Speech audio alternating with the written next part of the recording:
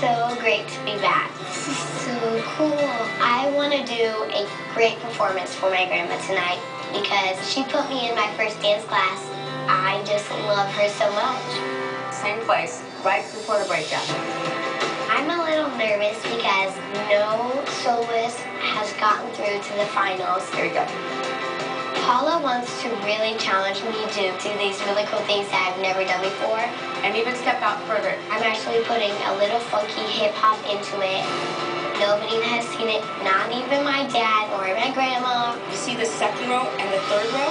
That's where your family's going to be sitting. I want to have a big surprise for all of them. Dancing for a spot in the finals from Phoenix, Arizona, it's Kendall.